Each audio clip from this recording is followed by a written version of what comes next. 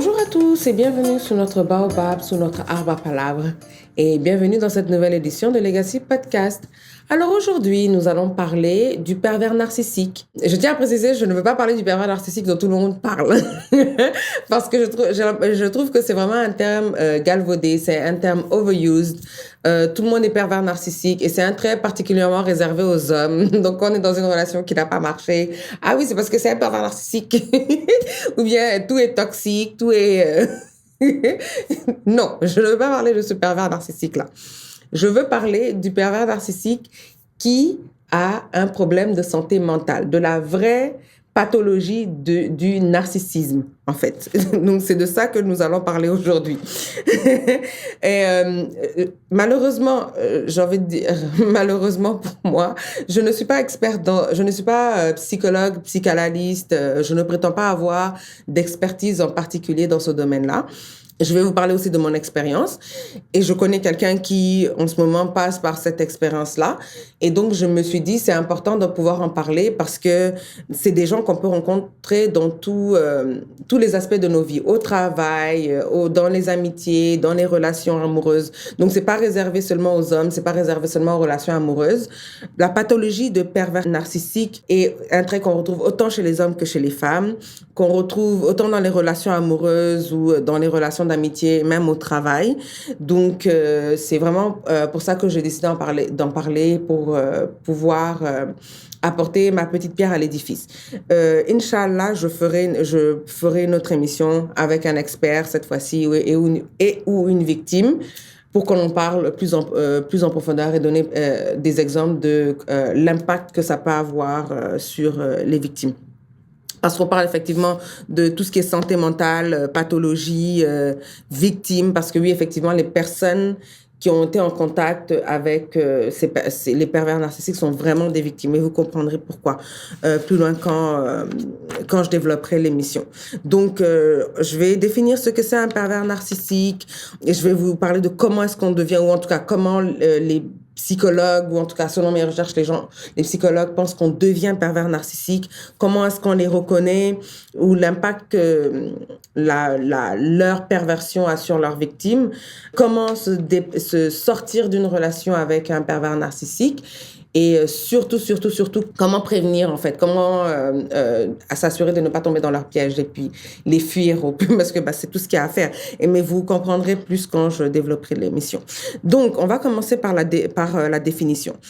Qu'est-ce qu'un pervers narcissique? Donc, selon Paul-Claude Racanier, qui est un psychiatre et psychanalyste français, la perversion narcissique est la propension active d'un sujet à nourrir son propre narcissisme aux dépens de celui d'autrui. Donc, une autre définition qui va expliciter celle que je viens de donner, c'est une personne qui peut être un homme ou une femme, très important, qui exerce une manipulation mentale sur un autre individu pour exercer son emprise. Donc, déjà, je vais découper le terme. Donc, dans le terme pervers narcissique, il y a le narcissisme. Donc, le narcissisme vient de Narcisse, qui était un personnage grec et qui est tombé amoureux, à force de se regarder dans un miroir, est tombé amoureux de son image. Je tiens à préciser que le narcissisme, lui, est nécessaire pour développer son estime de soi, reconnaître sa valeur, son pouvoir créatif, etc. Donc, tout être humain, dans son développement normal, fait preuve de narcissisme. Donc, je sais pas, pour ceux qui ont eu à avoir des bébés ou qui ont eu des bébés dans leur entourage, il y a toujours cette période-là où les bébés, en fait, se regardent dans un miroir, ils s'embrassent ou se lèchent ou se font des bisous très, très baveux, en fait, font des bisous très baveux à leur image, en fait. Donc, ça, c'est normal. Ça fait partie du développement normal d'un être humain. Là où maintenant ça devient un problème, c'est quand le narcissisme se transforme en vanité. Et la vanité qui, elle, est un trouble ou qui fait partie du trouble de la personnalité narcissique. Donc, qu'est-ce que c'est la vanité? La vanité, c'est le fait de se sentir supérieur aux autres et de prétendre être quelqu'un qu'on n'est pas. Donc, il y a le narcissisme qui, lui, est nécessaire au développement normal ou psychologique normal d'un être humain et la vanité qui, elle, fait partie du trouble de la personnalité narcissique. Donc, ce qui est dommage en fait dans cette histoire, c'est que justement, le pervers narcissique lui-même ne sent pas, pour lui, il est parfait. Il n'a aucun problème. Ce sont les autres le problème. Il ne se rend pas compte qu'il souffre d'une pathologie. Donc, ce sont les autres le problème. Donc, quelqu'un comme ça, en fait, c'est difficile en fait de l'amener à reconnaître déjà qu'il a un problème et à plus forte raison l'emmener faire se soigner. Donc, comment est-ce qu'on devient un pervers narcissique? Parce qu'on ne n'est pas pervers narcissique. Une des manières principales, en fait, en général, une personne devient pervers narcissique quand elle a grandi dans une famille dysfonctionnelle et a connu très tôt tout ce qui est abus, violence, traumatisme.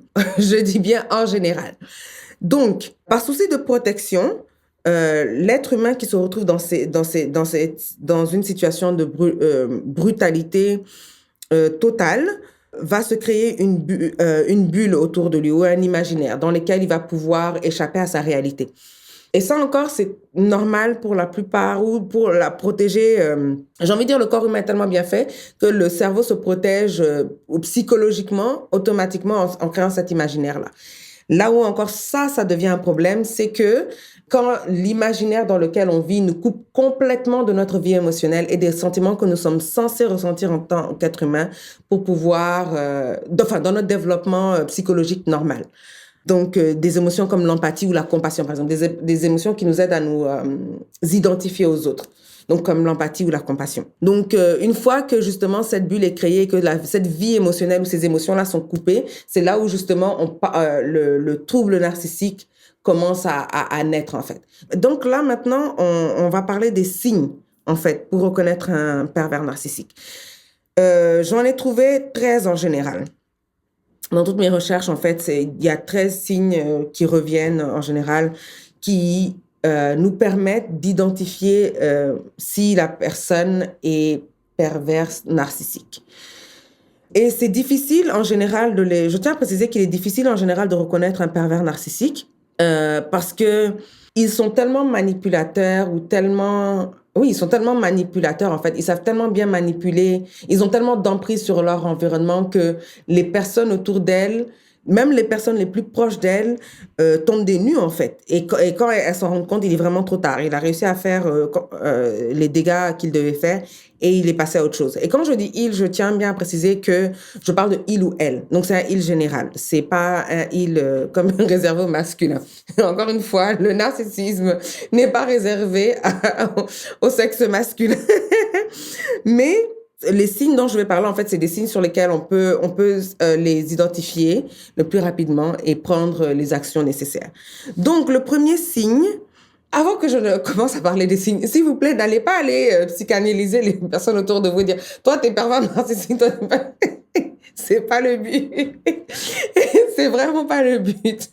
Mais vraiment, je ris, mais c'est vraiment des situations très sérieuses.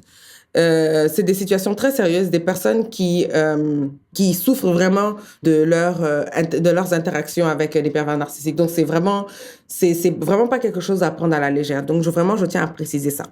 Donc, premier signe avec lequel on reconnaît un pervers narcissique, il a un ego démesuré. Il se considère davantage... Donc, pour le pervers narcissique, en simple, il est plus intelligent que tout le monde, il est plus beau que tout le monde, il est plus fort que tout le monde. Je veux dire, rien ne lui arrive, mais même à la cheville. Il est physiquement, intellectuellement, il se valorise sur tout.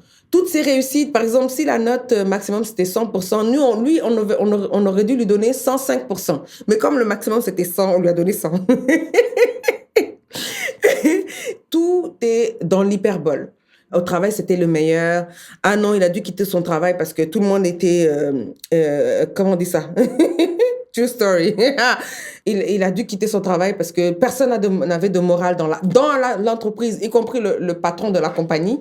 C'est lui seul qui avait de la morale, donc il ne pouvait pas, en ayant autant de morale, rester dans cette compagnie-là. Mais pas dans cette compagnie-là seulement, mais dans n'importe quelle compagnie du pays. Parce que lui, il a trop de morale. Tout le monde est corruptible, sauf lui. Il est plus beau qu'Adonis. Mais que lui, donc c'est lui, en fait, le prix. C'est lui donc comme il sait qu'il est trop beau, là, faut qu'il fasse attention, il tient les gens à l'écart, il sort pas, mais il sort. Mais en même temps, il sort pas. Donc, donc, tout ça, en fait, dans le but de créer de l'admiration, en fait, chez sa proie. En général, les personnes qui sont attirées par les pervers narcissiques, je parle dans les relations amoureuses principalement, mais dans tous les domaines. Et vous verrez, comme je disais, au fur et à mesure que je développerai cette émission, sont des personnes qui sont en situation de dépendance affective.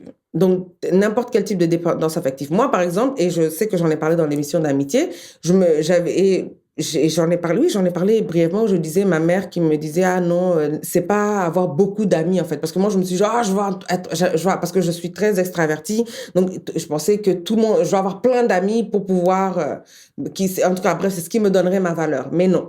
Et donc, en fait, moi, ma situation avec la perverse narcissique, plutôt, c'était dans le domaine de l'amitié. Mais je reviendrai à ça. Donc, pour revenir au premier signe, c'est vraiment des personnes qui ont un ego démesuré, qui se valorisent se valorisent à outrance dans tout pour créer l'admiration de la proie. Le deuxième point avec lequel on les reconnaît, c'est la victimisation. Un exemple que je donnais, effectivement, mais true story, mais que pas moi je n'ai pas vécu, mais qu'une autre personne, la personne que je connais a vécu, c'est vraiment que c'est le seul qui a de la moralité dans tout le pays. C'est pour ça qu'il ne peut travailler dans aucune entreprise, parce que tout le monde est corruptible. Il faut que je fasse d'ailleurs attention à ne pas dire le pays. Bref. En tout cas. Et donc, c'est vraiment des victimes. Toujours, c'est lui qui n'arrive pas à... S'il n'a pas réussi, s'il n'arrive pas à trouver de boulot, c'est parce que les gens ne le reconnaissent pas sa valeur. C'est toujours la faute des autres. Il est persécuté par tout le monde. Par sa famille qui ne le comprend pas, sa famille qui... true story. Encore une fois, il faut que je fasse attention à ne pas dire le pays. Mais la famille qui ne le comprend pas, la famille qui ne le valorise pas comme il devrait être valorisé, la famille à qui il doit montrer qu'il n'est pas ce qu'il pensait, parce que c'est à cause de sa famille qu'il est dans cette situation-là. Donc, c'est vraiment la faute des autres. C'est à cause d'eux qu'il n'a pas réussi. Il est constamment persécuté. Et cette étape est cruciale parce que c'est ce qu'on appelle le gaslighting. Il fait croire à sa proie, en fait, à sa victime, que c'est elle seule, ou sa victime seule qui peut le sauver. Parce que c'est elle seule qui a toutes les bonnes qualités, qui peut être aussi peut-être parfaite que lui, et qui a les qualités parfaites pour lui, et qui n'est pas comme les autres, en fait. Et il lui fait comprendre. Et malgré, ce qui est très pervers, ou ce qui est très pervers dans cette partie-là, et ça, true story, mais je ne peux pas encore en parler, donc voilà. Mais c'est que la victime même, se retrouve dans une telle situation de gaslighting que elle ne peut plus, le pervers narcissique lui fait comprendre qu'elle ne peut plus faire confiance à ce qu'elle entend, ou qu'elle ne peut plus faire confiance à ce qu'elle voit.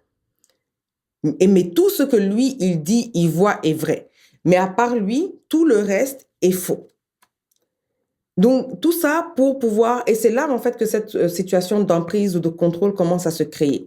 Parce que, justement, quand la personne même vient en douter que de ses propres, j'ai envie de dire, capacités d'audition, de vision, il y a un problème.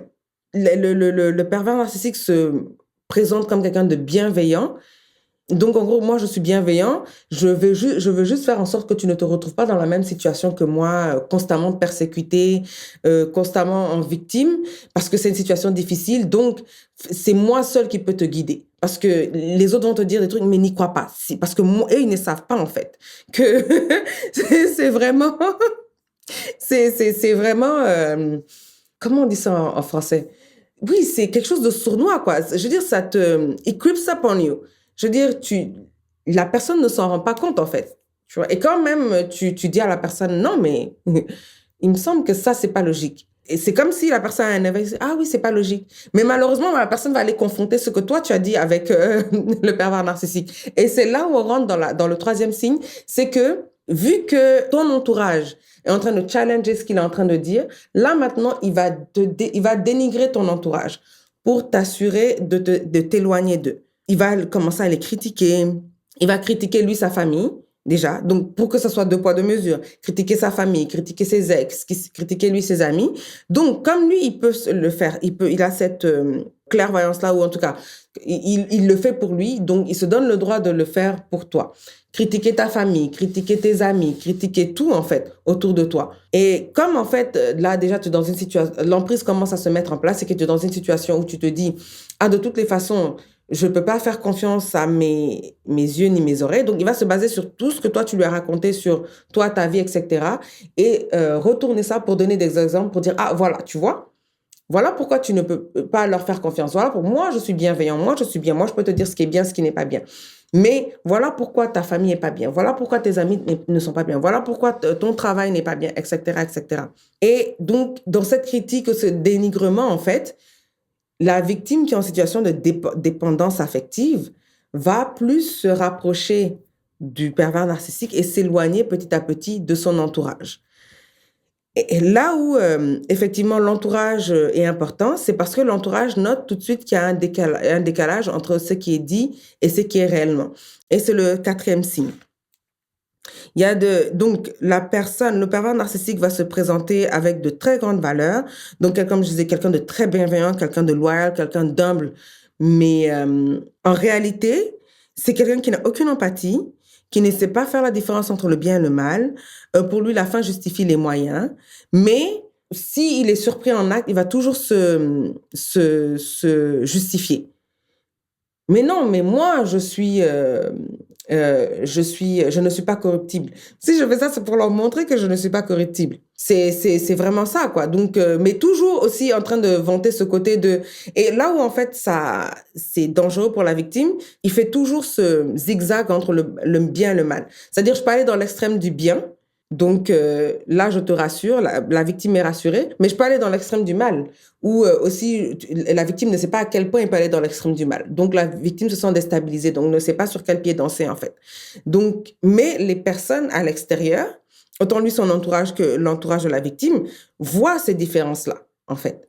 Et tout. Mais comme justement le gaslighting et l'emprise ont déjà été bien mis en place, c'est un peu plus difficile, en fait, maintenant de retirer, de sortir à cette étape-là qui a je veux dire, la quatrième étape, de sortir, en fait, commence à être difficile, en fait, pour la victime et l'entourage de la victime, de sortir la victime de cette emprise-là. Le cinquième signe pour reconnaître un pervers narcissique, c'est qu'il a tout le temps besoin d'attention.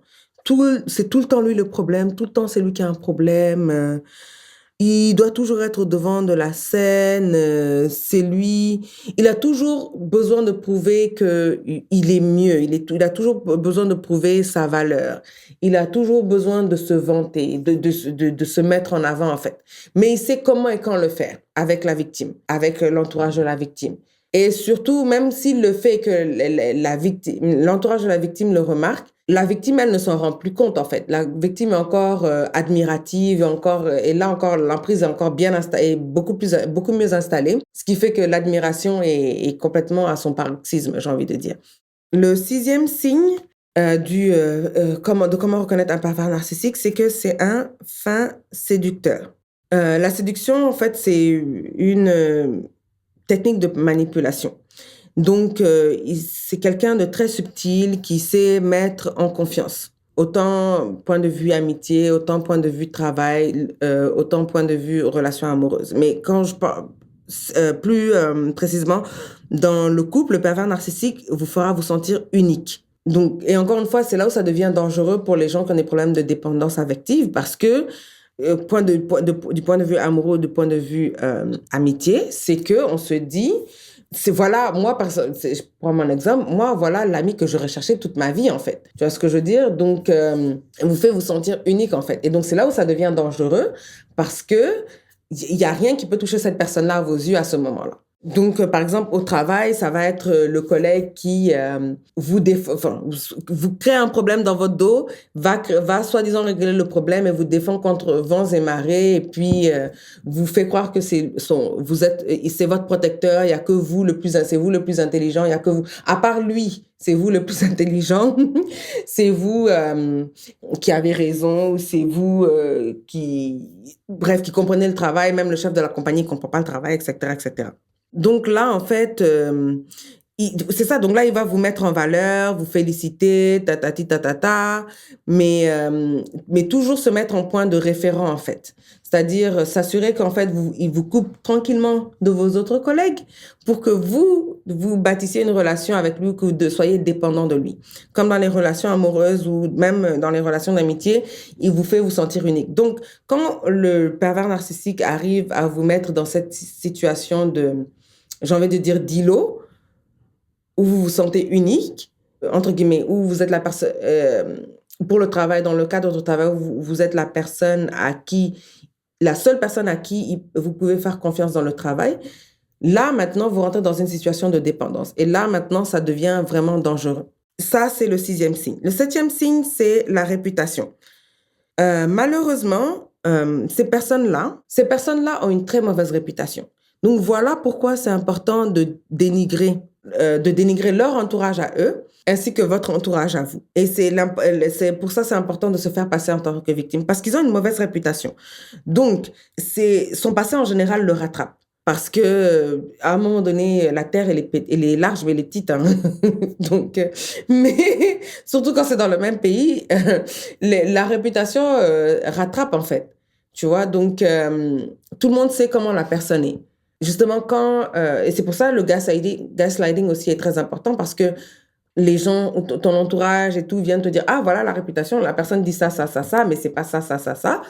Et que toi, tu te dis, mais non, mais je comprends pas. Et que, en fait, bon, de toute façon, la victime, elle est dans une situation d'emprise, elle ne fait plus confiance ni à ses yeux, ni à ses oreilles.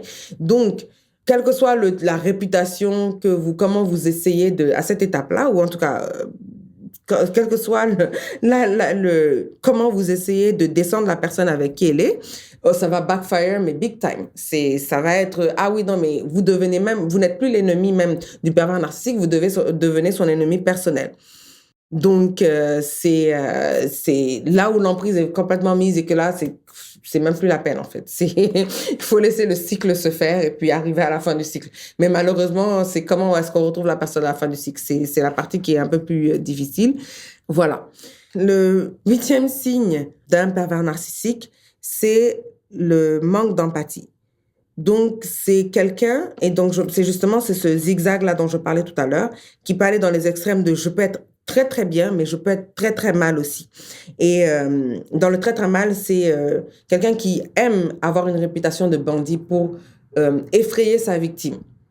Donc, mais quand il arrive dans cet extrême de mal-là, c'est là où il peut se laisser aller, où il montre qu'en fait, qu'il n'a pas d'empathie, en fait. Il peut être très bien, mais il peut être aussi très mal. Manquer d'empathie, en fait, dans ces moments où il est très mal, c'est là où, effectivement, il commence à s'attaquer directement à sa victime. Et donc, c'est là où, effectivement, la victime est un peu... ne sait plus sur quel pied danser, parce que autant je vois que tu peux être très bien, mais quand tu rentres dans des situations où maintenant, moi, je deviens le problème, et que là, maintenant, c'est là où le pervers narcissique, en fait, prend tout son pouvoir, en fait, c'est que là, maintenant, il se nourrit du narcissisme. Donc, là, c'est des critiques, mais point de vue amitié, point de vue amoureux et point de vue même dans le milieu du travail. Par exemple, dans le milieu du travail, maintenant que tu dépends complètement de lui, là, il peut critiquer ton travail, te descendre, mais non seulement toi, dans ton visage, dans ton dos auprès des collègues et du patron, dans ton visage auprès des collègues et du patron. Et en fait, et après, à chaque fois, c'est, ah oui, mais après, c'est de ta faute. Et en fait, il manque, et c'est complètement un manque, il fait preuve complètement de manque d'empathie. Et donc là, en fait, tu sais plus sur quel pied danser, en fait. Il fait beaucoup de manipulation, en fait, pour garder sa victime dans cet état d'emprise. Et il se sert même, et là où ça devient vraiment grave, c'est que le pervers narcissique peut se servir de l'empathie comme moyen de manipulation. Il se met dans une situation de sensibilité ou d'empathie, où il montre qu'il peut ressentir de l'empathie. Et c'est là où la victime se dit, ah ben non, j'ai pas rêvé. La personne est empathique. La personne sait que je souffre. Mais là, après, il se retourne complètement. Et puis là, il rentre dans une situation de violence complète, en fait. Là où, dénigrement, dénigrement, etc., etc. Là où il se nourrit, en fait, du narcissisme de l'autre. Et... dans l'autre sens, en fait. Donc, bref, je me répète en disant que, ouais, effectivement, la victime ne sait plus sur quel pied danser. Donc, ça, c'est le 8e signe. Le 9e signe, c'est que le pervers narcissique cherche à vous isoler parce que, justement, comme la victime, déjà, surtout dans une situation où, effectivement, vous devenez son ennemi personnel, la victime s'éloigne tranquillement de son entourage. Mais ça, c'est avec l'aide du pervers narcissique. Et quand on arrive à cette étape d'isolement, l'emprise est complètement totale. Parce que justement, il va vous aider à... Parce que justement, quand disons, tu es fâché avec quelqu'un, disons, tu es en couple, tu es fâché avec ta famille ou tes amis, la personne à qui tu vas venir te confier, c'est ton compagnon ou ta compagne. Mais justement, si la personne-là, justement, t'aide et utilise ce que tu lui dis, justement, pour renfoncer et puis s'assurer de couper ce lien-là, parce que c'est normal d'être fâché et d'avoir cette distance-là. Mais quand maintenant le détachement est créé et alimenté, en fait, c'est plus difficile de retourner, en fait, vers ces personnes-là que vous avez pris pour vous-même vos ennemis à la base. Et il va avoir du chantage affectif. Et le jour où, par exemple, la victime va vouloir, recoller les morceaux, ou bien se retourner vers son entourage, ses proches, là, maintenant, le pervers narcissique va faire preuve de chantage affectif pour le faire culpabiliser. Si tu fais ça, c'est que tu m'aimes pas assez. Si tu ne fais pas ça, je m'en vais. Parce que justement, la dépendance est complète, en fait. Donc, l'emprise est complète, la dépendance est complète. Donc, c'est sûr que c'est beaucoup plus difficile à cette étape-là d'essayer de se détacher. Là, par exemple, dans le milieu professionnel, c'est quelqu'un qui va s'immiscer dans vos relations avec vos collègues et pour pouvoir les détruire et monter vos collègues contre vous et vous monter contre vos collègues justement pour pouvoir créer ce détachement-là et vous décrédibiliser auprès de tout le monde. Et donc, sauf auprès de lui. Mais parce qu'il va toujours se présenter comme le sauveur, etc., etc.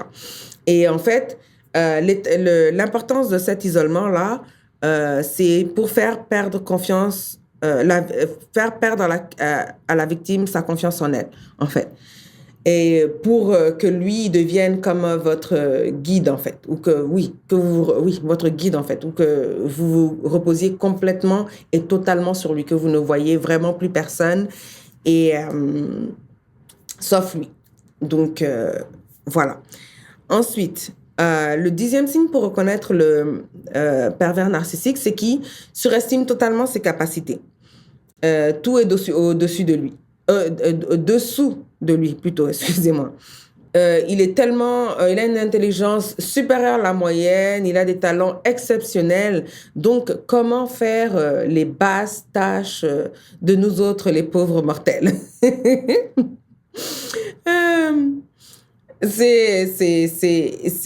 C'est vraiment ouf. Bref, donc c'est quelqu'un qui est supérieur, qui est parfait, donc, ça rentre encore dans ce truc d'isolement et de couper la victime de son entourage. C'est vraiment de la conseiller, entre guillemets, sur ce qu'une relation doit être, relation amicale ou relation de travail. Et donc, en fonction de ça, voilà telle personne de l'entourage qui peut rentrer dedans, voilà telle personne de l'entourage qui ne peut pas rentrer dedans. Donc, voilà. Le 11e signe de ce que quelqu'un peut être un pervers narcissique, c'est que, bien entendu, ils ont un langage. Ces personnes-là ont un langage. C'est vraiment tout dans la culpabilisation, pour vous faire vous sentir... unique, mais en même temps, pour vous faire vous déstabiliser, pour que vous ne sachiez jamais à quel sein vous vouez, en fait. C'est vraiment culpabilisation, c'est regarde tout ce que je fais pour toi, je n'ai jamais fait ça pour personne, mais voilà. Mais toi, tu ne m'aimes pas assez pour faire ça. Tout dans vous rendre ou à alimenter ce sentiment-là que vous êtes unique, il n'y a que vous, il y a que toi avec qui j'ai accepté de me mettre parce que toi, tu es exceptionnel. Je n'ai jamais de chance dans mes relations amoureuses, mais toi, tu es la personne qui, je pense, va être parfaite pour moi. Je n'ai jamais aimé personne, mais toi, je t'aime vraiment parce que toi, tu es exceptionnel. Le manque quelqu'un qui ne prend pas ses responsabilités. Comme je dis, c'est toujours c'est toujours les autres, c'est jamais lui. Donc, je n'ai jamais fait ça, je n'ai jamais dit ça, non, je n'ai jamais fait ça, je n'ai jamais dit ça. Mais parce que le mot jamais, jamais, ça revient. C'est vraiment, dans l'exemple que je disais, ah oui, non, mais c'est toujours les autres. Ah, dis que je n'ai jamais fait ça, dis que je n'ai jamais dit ça. Est-ce que j'ai déjà dit ça? Est-ce que j'ai déjà fait ça? Et puis, mais vraiment formuler la question de telle sorte que la personne ne peut que répondre dans son sens, en fait. C'est de ta faute si ça arrivé, moi, je n'ai rien fait, etc., etc. Et c'est des questions ou c'est des termes ou un langage qui est utilisé volontairement pour brouiller l'esprit, que la personne avec lui soit constamment embrumé en fait, et l'esprit embrumé ne puisse pas réfléchir clairement, ne soit pas tranquille parce que ah oui, mais pourtant il peut être très bien, il peut être sensible, il peut être empathique, c'est vraiment quelqu'un que j'admire, c'est quelqu'un qui me fait me sentir unique, mais d'un autre côté, ah oui, mais c'est quelqu'un qui est dangereux, quelqu'un qui peut être dangereux, je sais pas jusqu'à quel point il peut aller, je sais pas, etc., etc. Voilà, comme je dis, c'est vraiment, il y a rien de gagné en fait dans la relation. Il faut toujours, tous les jours même tous les jours, toutes les heures avec son nouveau lot. Donc, le 12e signe avec lequel on peut reconnaître un pervers narcissique, c'est qu'il met sa victime en position de faiblesse. C'est comme ça que, il va se sentir encore plus supérieur. C'est comme ça qu'il se nourrit de son narcissisme, comme je disais à l'entame de l'émission, il nourrit son propre narcissisme aux dépens d'autrui. Donc, c'est quelqu'un qui n'a pas d'empathie, c'est quelqu'un... donc, quand la victime est en position de faiblesse, ils sont encore beaucoup plus supérieurs. C'est comme ça qu'il peut mieux manipuler la victime, mieux la façonner comme lui, selon lui ses besoins. Et c'est comme ça aussi qu'il peut surtout la détruire. Parce que le but, ce n'est pas de juste... sinon, comment ça se fait qu'il passe d'une personne à l'autre, en fait? Ou, il ou elle passe d'une personne à l'autre, en fait. C'est parce que, justement, il y a toujours une fin à cette histoire-là. Et la personne peut se retrouver complètement détruite. Mais pour le pervers narcissique, il n'y a rien, quoi. Je veux dire, il n'y a rien là. C'est la personne le problème. Lui, il a toujours été parfait dans la relation. Tout ce qui est gaslighting, le langage de culpabilisation, toujours mettre la victime dans une position délicate où la victime n'a pas le choix que de se référer à lui. Oui, c'est ça. Le 13e signe que nous avons affaire à un pervers narcissique, c'est que c'est un menteur né. C'est important pour lui de mentir et de créer ce brouillard-là, ou de garder sa victime comme je disais, dans une brume, dans un brouillard continuel, en fait, où la personne ne peut jamais penser clairement. Donc, il va mentir sur tout et sur rien, en fait, pour s'assurer de garder sa victime sous son emprise, en fait. Parce que, d'autant, si la victime découvre comment on dit ça? Une contradiction dans son histoire, là, la victime commence à se détacher. S'il a fini ce qu'il avait à faire, il n'y a pas de problème. Mais s'il n'a pas fini, c'est un problème. Il faut que la personne reste dans ce brouillard mental-là. Donc, il va créer de la paranoïa chez la victime. Comme j'ai vu que la victime ne fait plus attention ni à ses yeux, ni à ses oreilles, ni à rien d'autre, c'est plus compliqué de ne pas être dépendante, en fait. Donc, voilà les 13 signes avec lesquels on peut reconnaître un pervers narcissique. Donc, en récapitulatif, le premier signe, c'est l'ego démesuré. Deuxième signe, c'est la victimisation. Troisième signe, c'est quelqu'un qui dénigre votre entourage. Quatrième signe, c'est quand il y a un décalage entre ce que la personne dit et ce qu'elle fait et ce que la personne est réellement, que vous pouvez observer dans ses comportements ou dans des situations données. Le 5e signe, c'est un besoin d'attention démesuré. Le 6e signe, c'est que c'est un fin séducteur. 7e signe, c'est que la réputation ne ment jamais. Le 8e signe, c'est le manque d'empathie ou l'empathie qui est utilisée comme un moyen de manipulation. 9e signe, c'est l'isolement. 10e signe, c'est le fait qu'il surestime ses capacités. C'est en lien avec l'ego démesuré, ça. Le 11e signe, c'est qu'il y a le langage de perversion, je n'ai jamais fait ça. Quelqu'un qui prend jamais ses responsabilités, qui est tout le temps en train de vous faire culpabiliser dans son langage, qui vous fait culpabiliser dans son langage ou qui se joue la victime dans son langage. Le 12e signe, c'est que vous vous retrouvez complètement en position de faiblesse parce que vous n'avez plus d'entourage sur qui compter, parce que vous vous êtes coupé de votre entourage. Vous ne pouvez plus compter sur vous-même ce que vous voyez, ce que vous ressentez, ce que vous entendez, parce que vous pouvez pas vous-même vous faire confiance et vous pouvez juste vous référer à lui, ce qu'il dit, ce qu'il fait. Donc, vous êtes en position de complète dépendance. Donc, d'où la position de faiblesse. Et le troisième signe, c'est que c'est un mentor né. La différence entre le pervers narcissique homme et le pervers narcissique femme, c'est que le pervers narcissique femme va jouer sur le fait que c'est une femme qui est une femme fragile, donc quelqu'un qui donne tout le temps envie de la protéger. Ça va être en amitié, au travail, etc. Et même dans les relations amoureuses. Et dans les relations amoureuses, c'est que ça va être le sexe qui va être utilisé comme moyen de pression ou moyen de contrôle. Donc, voilà. Ça, ce sont les 13 signes. Donc, les conséquences, malheureusement, comme je disais, il y a des conséquences, en fait, où, comme vous l'avez entendu, en fait, la victime n'en ressort pas indemne. Donc, les conséquences, c'est, la perte d'estime de soi. Donc, c'est sûr qu'à force d'être culpabilisé, isolé, violenté psychologiquement, physiquement, des fois, physiquement, en tout cas, c'est vraiment le dernier, le summum, c'est que là, en fait, il s'apprête à ne plus avoir besoin de vous, donc il commence à s'en foutre. Et l'estime de soi est complètement détruite. Donc, ça, c'est la première conséquence. Deuxième conséquence, c'est l'isolement social. Vu qu'effectivement, il vous a coupé de votre entourage, autant les amis, la famille, tout ce qui est proche, là, c'est sûr que, comme ces liens ont été coupés, c'est difficile, en fait. La victime ne sait plus comment se retourner, en fait, sur qui se retourner, vers qui se retourner. Donc, isolement social complet.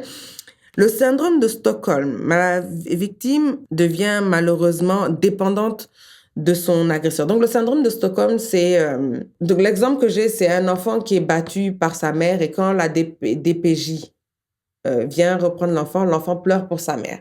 Parce que justement, l'enfant ne connaît que cette situation d'abus et de violence au bras de sa mère qu'il considère comme de l'amour et ne pense pas pouvoir survivre autrement parce qu'il n'a connu que ça. Donc, le fait de le couper de sa mère, c'est le priver d'amour.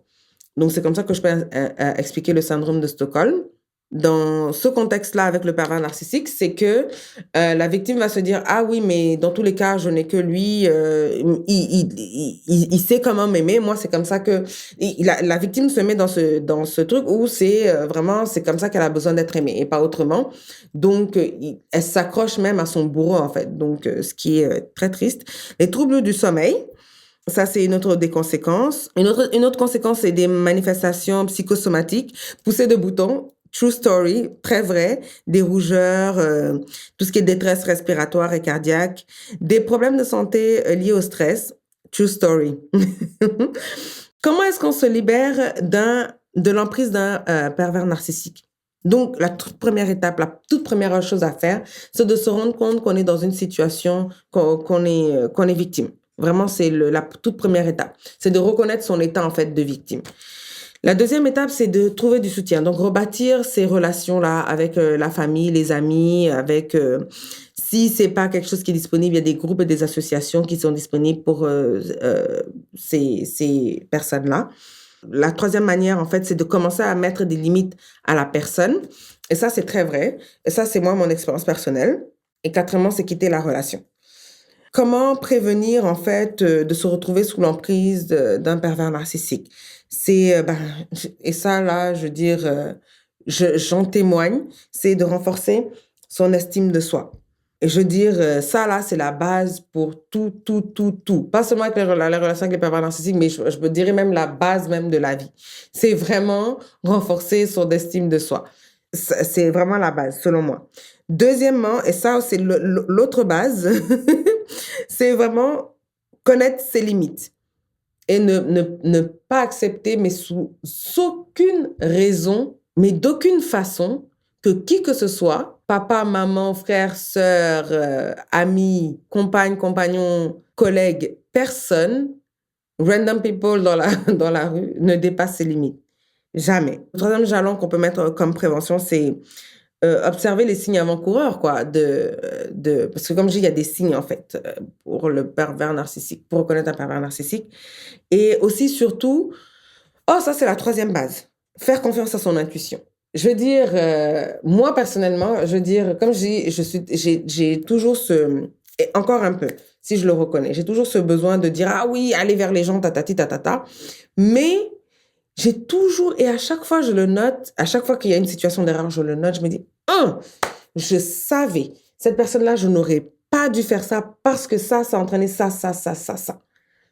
Je veux dire, l'intuition ne ment jamais. Moi, je dirais même prévention, faire confiance en son intuition, renforcer son estime de soi et connaître ses limites. Les signes avant-coureurs, là, oui, ça peut venir après. Mais les trois principaux, ce serait vraiment ça, selon moi. Un, faire confiance à son intuition. Deux, renforcer son estime de soi. Et trois, prendre connaissance de ses limites. Selon moi, c'est le meilleur moyen ou la meilleure façon de se protéger contre toutes sortes de, je veux pas dire détraquer là, mais toutes sortes de personnes mal intentionnées en fait. C'est vraiment ça, selon moi, de ma petite expérience. Concernant moi, mon expérience avec justement la perverse narcissique, comme je disais, c'était du point de vue amitié.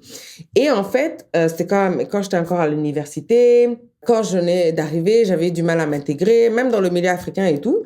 Justement, cette personne-là est arrivée, mais c'était vraiment entre guillemets, enfin, maintenant, avec le recul, je me rends compte que tout le monde ne l'apprécie pas. Mais avec mon regard, c'est que tout le monde l'apprécie, elle s'entendait avec tout le monde, elle a dit, mais avec le recul, je me rends compte que non, en fait. Les gens étaient là, souriaient, mais après, elle avait même pas fini de tourner la tête que le sourire, il disparaissait, quoi. Où les gens faisaient beaucoup de masla avec elle. Les Sénégalais comprendront. C'est que c'est masla, là. Parce que ça, c'est, comment dire ça, c'est typiquement sénégalais. Bref, donc ouais, c'était vraiment, donc moi je disais, mais tout le monde l'apprécie, donc c'est forcément une personne de qui je dois me rapprocher. Et donc, c'est arrivé au point où je me disais, mais si moi, je m'entends pas avec elle, c'est que c'est moi le problème, en fait. Mais même si, voilà. Et en fait, c'est arrivé au point où elle a déménagé chez moi. Je dis, mais le pire, c'est parce que vu que j'avais le plus grand appartement oui, un des plus grands appartements, je veux pas dire du campus, les afters, c'était chez moi. Donc, les boîtes en Amérique du Nord ferment à 3 heures du matin. Donc, là, les afters, voilà, quoi. Donc, on avait fait quelques afters à la maison, mais après un after, il est resté, il est plus reparti. Mon numéro, sa famille l'appelait sur mon numéro, je décrochais, c'était même pas bonjour. Allô, oui, nangam, nangam. J'étais, mais, ok, donc là, direct, voilà. Pas de ménage, pas de courses. Toi, tu fais tes courses sur un budget d'étudiant. Le jour où tu fais tes courses, il n'y a plus rien dans le frigo, ces trucs. Et après, tu sais, une semaine, tu sais, je lui fais comme la remarque, je dis, mais qu'est-ce qui se passe? Ah oui, mais tu comprends, elle est mauvaise, mon ancienne coloc, elle est comme ci, elle est comme ça. Et en fait, elle a réussi même elle avait réussi même à mélanger son ancienne coloc avec certains dans le milieu africain, à part ceux qui la connaissaient déjà. Mais c'était au point où, mais c'était truc, quoi. Je me disais, mais non, c'est moi le problème. Et à chaque fois, c'était, et oui, justement, comme ces trucs, et même quand les gens faisaient des remarques et tout, en rigolant, en passant au même truc, que je me disais, ah oui, c'est comme ça que, genre, quelqu'un va dire, ah oui, mais il y en a une, et ça m'a marqué, en fait. Il y en a une qui a dit, ah oui, mais dans tous les cas, qu'est-ce qu'on devait faire? Il y a quelque chose qu'on devait faire, je me souviens plus. Et tout le monde était en train de donner, oui, disait oui, oui, oui, c'est bon, on va faire. Et puis il y en a une qui disait, quelqu'un qui a dit, ah oui, mais Djenaba, elle va attendre que tel lui dise avant de faire. Et j'étais comme, hein? Tu sais, je regardais la personne en mode, what? Et ça m'avait énervé. Je dis, mais t'es malade, toi, genre jamais. Et puis là, dans une discussion en passant, je l'ai mentionné à la personne. Ah oui, mais tu comprends pas, c'est de la jalousie, parce que toi et moi, on a une relation spéciale, nanani, nanana. Bref, donc c'était vraiment, quand il y a quelque chose qui m'a réveillée. Qu'est-ce qui m'a réveillée? Et là, j'ai dit non. À quelque chose d'anodin, j'ai dit non. Et je pense que elle-même, ça l'a choquée, quoi. Elle a répété non. J'ai dit non. Et, et là, en fait, je pense que tout de là a commencé à découler. Et puis, la manière dont elle a emménagé chez moi sans que je sache, c'est comme ça qu'elle a déménagé de chez moi sans que je sache. C'est vraiment... C'était vraiment tout funny. C'était vraiment... Entre-temps, oui, on avait déménagé tous, toutes les filles, parce on était 3 filles, bon, avec elles 4, et un garçon. On a déménagé dans une grande maison. On a pris une maison juste à côté de l'université et tout. Mais tout ce qu'il y avait dans ma chambre, ça se retrouvait dans... En fait, c'était ma chambre, sa chambre, quoi, en fait. Elle dormait juste pas là, mais donc voilà. Donc, l'état des lieux qu'elle avait pris dans mon appartement, c'était exactement dans ma chambre, quoi, en fait, et tout. Donc, voilà. Mais, ouais, donc je pense que ça a commencé avec un non. Puis bon, là, oui, elle est partie, en fait. Elle est même partie, je pense, sans nous dire. Et c'est là qu'on a fait rentrer quelqu'un d'autre pour reprendre sa chambre, en fait. Donc, vraiment, c'était ça. Mais en tout cas, bref, c'était une expérience. Et en fait, même en faisant même mes recherches, je me suis rendu compte, je me suis dit, ah ouais. Et des fois, même, je repense à elle, je me dis, ah, je me demande ce qu'elle vient. Mais non, je ne veux pas savoir ce qu'elle vient. Je n'ai pas besoin de ça. Mais, ouais, c'est ça. C'est vraiment ça, en fait. En tout cas, comme je dis, j'essaierai vraiment de refaire une émission avec un expert dans le domaine et ou une victime, justement, pour en parler de plus amplement et tout. Mais donc, voilà ce que je pouvais vous dire sur le ou la perverse narcissique et vraiment les impacts que ça a sur les victimes, comment est-ce qu'on les reconnaît et puis comment à s'assurer de les éviter ou de les feinter, quoi, en tout cas. Bref. Donc, j'espère que enfin, je pense avoir recouvert le maximum. Comme j'ai dit, si vous pensez vous retrouver dans cette situation-là, s'il y a certaines informations que j'ai données qui peuvent vous servir, allez-y, utilisez-les. Mais le plus important, c'est, comme j'ai dit, d'aller voir des spécialistes ou des gens, déjà pour diagnostiquer la personne que vous accusez d'être perverse narcissique, mais aussi vous aussi pour vous aider à sortir ou à quitter ces relations-là, que ce soit en amitié, au bureau. Enfin, point de vue professionnel, là, ça peut avoir des conséquences très catastrophiques, hein, parce qu'une fois que vous êtes décrédibilisé, même auprès de votre boss, là, je veux dire, c'est plus difficile, c'est très difficile de revenir, quoi, en fait, et tout. Donc, à moins que la personne elle-même s'en aille et tout, mais bon, bref, voilà. En tout cas, je pense avoir fait le tour. Donc, je vous dis à très bientôt sous le baobab. Bye bye.